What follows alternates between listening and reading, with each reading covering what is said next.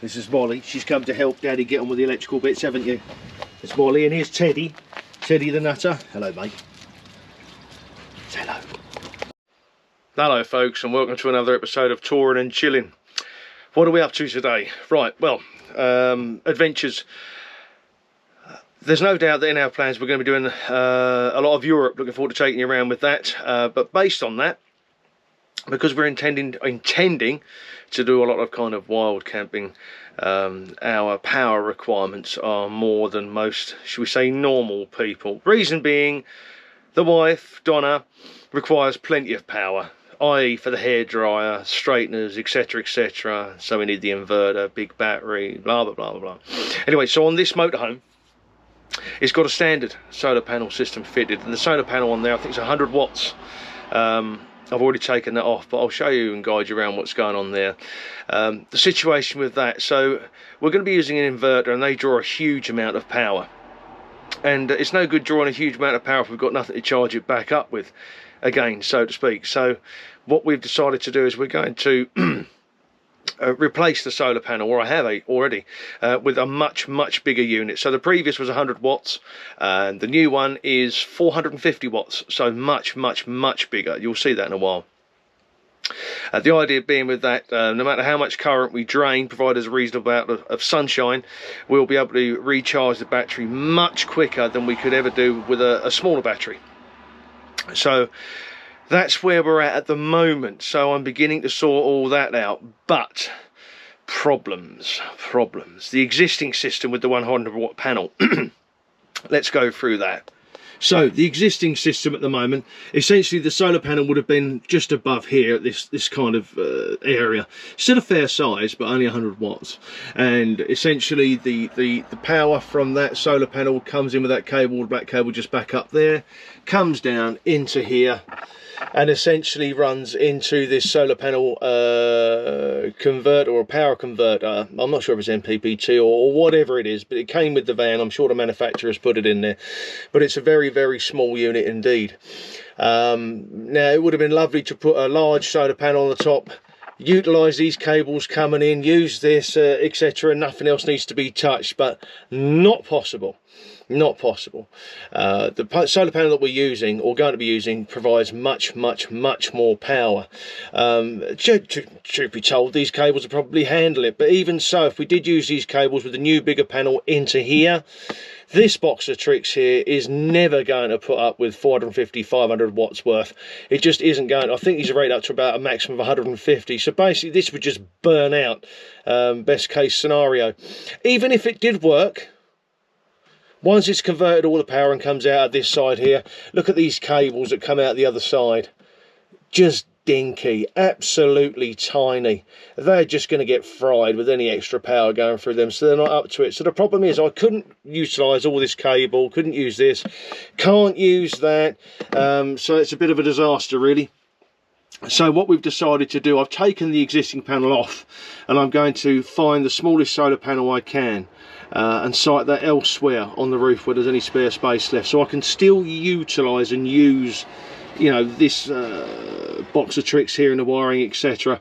Because at the end of the day, if it works, it works. But what I'm going to be having is essentially two independent units, two. So this will stay here. This will eventually get a very small solar panel up on the roof here, and so I've had to start installing a new system, which takes us right across to here. Here we are. So what we're looking at here, we've got a Victron solar charge controller. It's got the Bluetooth built in, so that can tell you on your phone what power you're using, what power you're producing, etc, etc. More expensive than most of the others, but in my experience, worth it. This was a blanked off empty kind of cubby hole with a veneer piece of wood on there. I took it off and found out this was completely hollow, so why not use it? So I've installed this, I've screwed this to the wall already. Plenty of air around it. These do get quite warm, so it needs to be able to breathe. Already you can see a couple of cables coming in here. We've got the negative and the positive. That is from the solar panel. That's from the solar panel. And I've drilled a hole just above this cupboard. I'm not sure if you can see it there. And that goes up through the roof line, and essentially there's a massive panel just across here, which I'll show you in a while.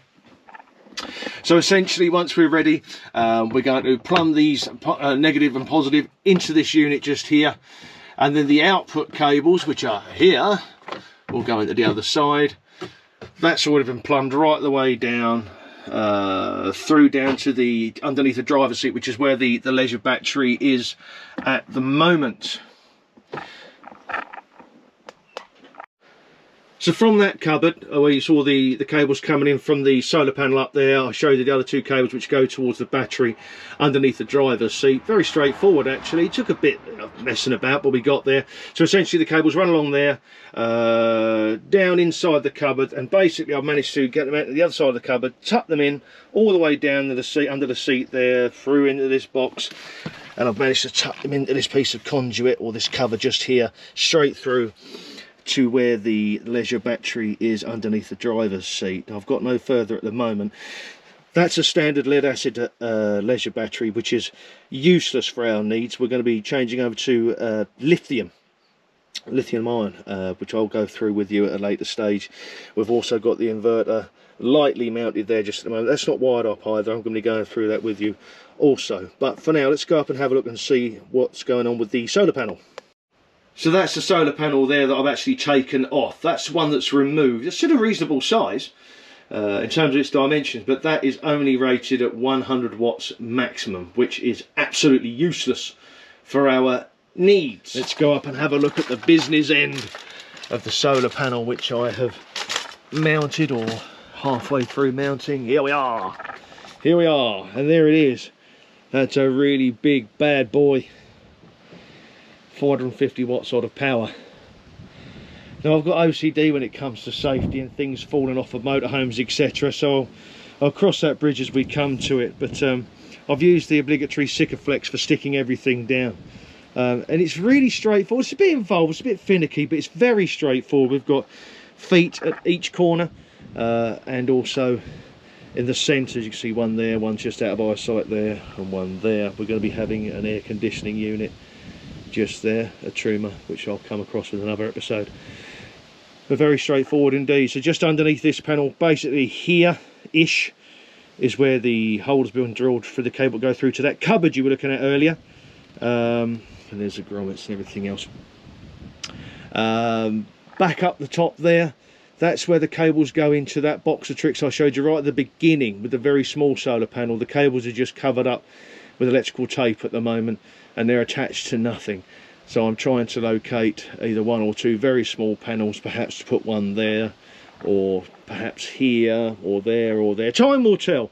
The satellite dish that was on the motorhome when we bought it, that's staying there. So that's all good. So that's where we are with this at the moment. So I'm just letting the glue go off, or the adhesive, whatever you want to call it. And there's no doubt there's going to be some screws going through the sides of the actual mounts, if you want to call them that. It's not worth putting any screws into the roof, because when I drilled the hole yesterday, there is nothing for them to bite on at all. So it's pretty much the lap of the gods. So we'll see how we get on. But I'm certainly never going to be doing anything like 70 or 80 miles per hour in this anyway, because that's just ridiculous. So that's where we are with that panel at the moment. Okay, so let's talk about the inverter.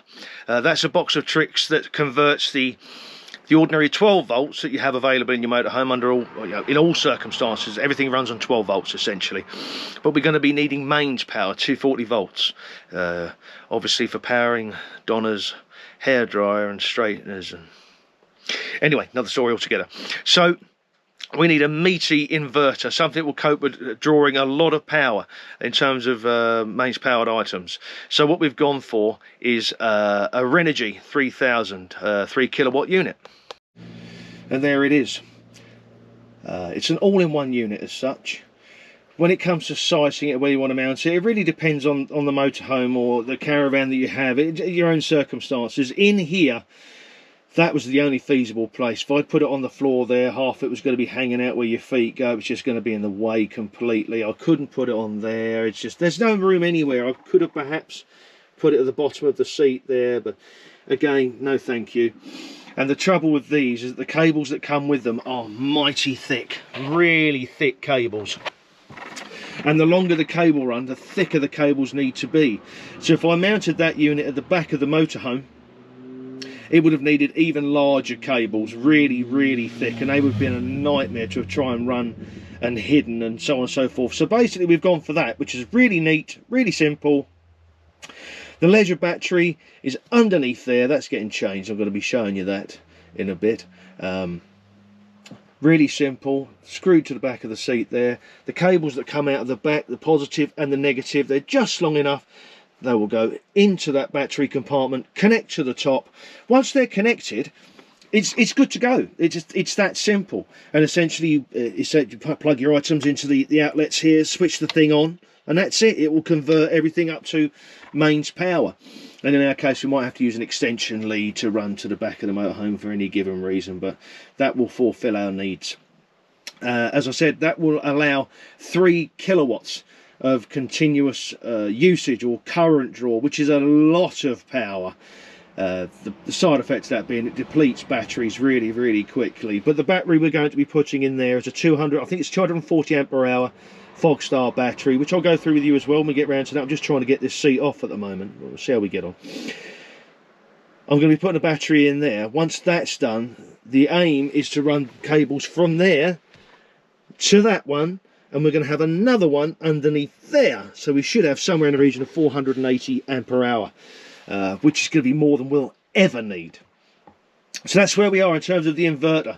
I'll be going through with that. I'll be connecting up and showing you it running and everything else, so bear with us on that. While I remember, please don't forget to like the video, assuming that you do, and click on subscribe. It's free, there's nothing you need to pay or anything like that. It's totally free, you're fully entitled to it.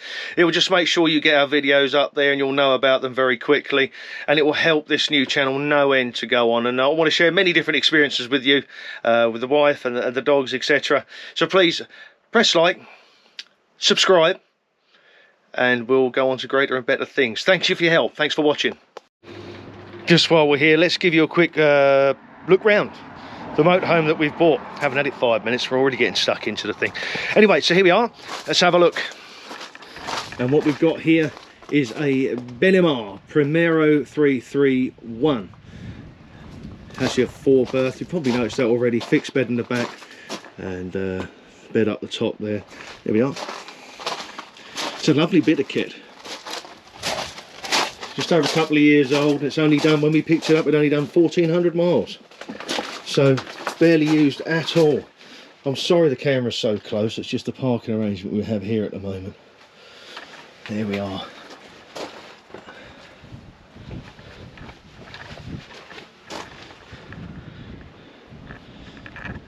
Simple. There we have it. Going on in the future, if there's any little jobs, all these kind of DIY jobs really interest me. Anything electrical, plumbing wise, love it all. Mechanical, pretty clued up with all that as well. I'll go through with my history and what I do for work at a later date. But anything that interests you, that you might want instructions to or something, you know, let me know and we'll see if we can get something together for you. Put your comments down below. Let me know what you think. In terms of actually securing a thing, because there's no proper tray or anything like that, it's not purpose built, so to speak, in terms of the storage in the van. I've actually retained it with this ratchet strap. It's absolutely solid now. The thought of breaking hard and that thing lurching towards my feet fills me with dread. So that's that bit done. Morning folks, and welcome to another day. Battery and solar situation sorted, and what a malarkey. The hardest part was putting in the new lithium battery. I'm not sure if I said what brand I was buying or buying beforehand. I'm not going to mention it again if I have. I'm not sponsored in any way. I paid for it out of my own money. If you do want to know, ask me a question perhaps on the Facebook or comments below, and of course I'll be happy to tell you. But I can tell you it was a bit of a nightmare getting it in. It's a proper cab battery designed for going under the driver's seat or passenger seat of the battery. But oh, this Fiat chassis with this design, that was really awkward. And of course, being a bloke, I didn't read instructions properly that I didn't know we had, the wife did, and everything. Anyway, everything took longer than it perhaps could have done. But it's in. Have a quick look. Batteries in the back or down in through there, you can't really see it at all. Inverters all in, plumbed up, ready to go. Simply a case of switching it on. See the little lights down there. That's it, it's up and running. Now got more than enough power for the proverbial hairdryer. In terms of the solar panel's on, glued down, I put extra reinforcement on that as well around the edges. I've used angle aluminium strips with more glue on it to stick around the edge to the roof. I've got OCD with things coming off, I really have. Better safe than sorry. And in terms of the actual solar controller, the Victron controller, that's in, that's wired and plumbed up now, it's all done. Running happy as a sandboy. All done. So that's essentially the solar and the inverter side of things done, and the lithium battery side of things done. We've got 230 ampere hour capacity at the moment, so I'm going to let you know how we get on over time. It's just as simple as that. It's no good saying whether it's going to be enough, whether it's going to be a little. The proof's in the pudding. We're going away very soon for a night anyway to trial it all out and see how it runs. So that's where we're at. We're expecting the Tourin air conditioning to be delivered today. Again, I bought that myself, no sponsorship whatsoever. I'll be running through that with you as well. Not looking forward to that, to say the least, in terms of a mains cable coming in down that roof somewhere. No idea where, but I'm sure we'll sort that out. Anyway, onward and upward. And as if by magic, literally, as I cut from the last take, I've had a delivery. That is going on the top of that. Now the nerves are really kicking in. We'll see how we get on. Right, here we are. So this is essentially where we're going to be putting the air conditioning. This is over the fixed bed area at the back, so it's ideal for me anyway. I've got no idea what I'm in for. Things look horrendously tight already. Compared to the drawing there or the template. But we'll see how we get on. Let's make a start. Well, that's the bottom shroud removed. That's the opening we're going to be using to actually install the air conditioning through. Well, that's the plan anyway. So I've removed the bottom shroud just here. Not too difficult at all. 4 screws at each corner, and then there are retaining screws on the outer, the actual, you know, the cover part itself. 4 retaining screws to hold the whole thing down to the roof. Taking them off, and now it's a case of getting on the roof and trying to cut round and get that whole thing off the top. That could be fun. Let's see how we get on. There we are. So I've removed the skylight, that's all gone, and we put this base plate on for the air conditioning. Forgive the mess, I'm going to tidy that up as soon as I've finished filming, and also finish sealing around the back there. But it's been really so far really straightforward, but the mega problem is going to be the distance I've got from the end of that to the panel. We're going to find out in a minute. But so far really straightforward. The old skylight came off really easy. This is just essentially glued down, and the next phase is to literally lift that air conditioning unit over here, and that is going to be eye-watering for me. See how we get on. And there we are. So that's the air conditioning sat on the top. Really straightforward, quite heavy, but really straightforward. Just slid into position, and essentially these 2 steel plates are kind of retaining straps to hold the whole thing down square, etc., and weight supporting. They're very good. That wasn't too difficult, so they're all tightened up now, so it's nice and rigid and strong. And now we're in the process of trying to sort out the cabling. And normally a professional would have run the cabling inside the actual roof line and disappear somewhere, and all sort of clever stuff that's way beyond me. So I'm going to have to cut a corner out of the shroud or something like that and run the cable along the ceiling in some trunking. That's good enough for me. So at the moment what I'm doing now is trying to sort out some mains cabling and cut a small hole in the shroud to get it to run out and so on. And we're getting there. It's not going to be too long now. You got that bad boy. We've got that in there. Proper chuffed with the result so far. And actually it's been so straightforward. You really shouldn't be scared of doing this, dependent on the cable scenario, whatever your view of that is. So I'm about to try and start using trunking and so on. There's actually a socket underneath the bed area, in the garage area, underneath, so to speak. So somehow we're going to get the cabling to the back there, along, down, I don't know, we're going to find out in a few moments. But so far, it's just lovely. I think you pay trimmer specialists, etc., about £500 or £600 to install this. Not on your Nelly. Really simple job. Anyway, let's see about the cable run. Hello again, and we are done.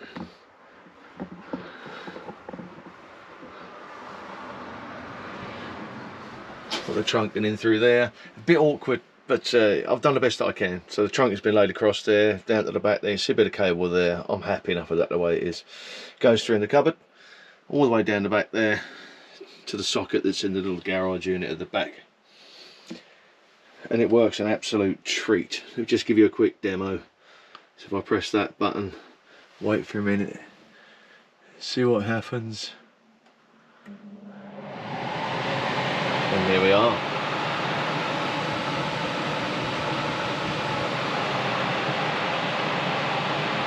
And it's really effective. Really effective. In my experience, the same with other air conditioning units I've used in the past.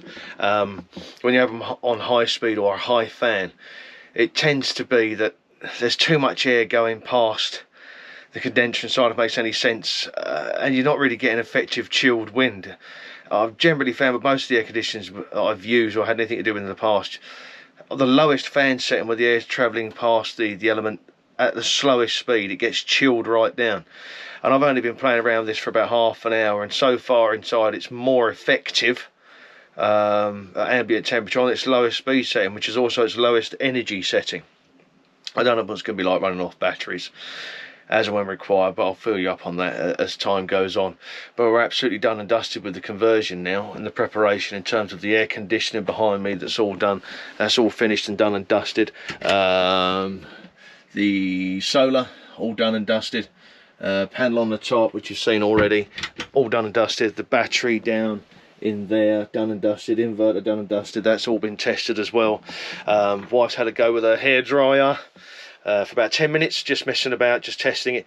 The battery dropped a little, but according to that, the solar was going to recharge roughly what had been used in about 10 minutes, if that. It didn't make a lot of sense, but I don't have a lot of concerns. Bear in mind it's a sunny day, or relatively sunny day, so time's going to tell. It's just going to be experience, and I'll fill you in as we go along. But that's it. Prep is done, ladies and gentlemen. So this first video as such, has all been about prep and so on. From here on out, we should be looking at going out and venturing out, and we've got a trip sorted for next week for us, and we're going to Scotland. And I don't want to say too much, but we'll be filming that, bring you along with us and see what you think about that. Anyway, any advice, comments and so on, stick it down below. Don't forget, subscribe please. It's free, everybody can do it. It's not hard at all, and it will help me no end and Donna to grow the channel and bring you more experiences as we go along. So for now, we're done and dusted. Thanks ever so much, and see you again soon. Bye bye.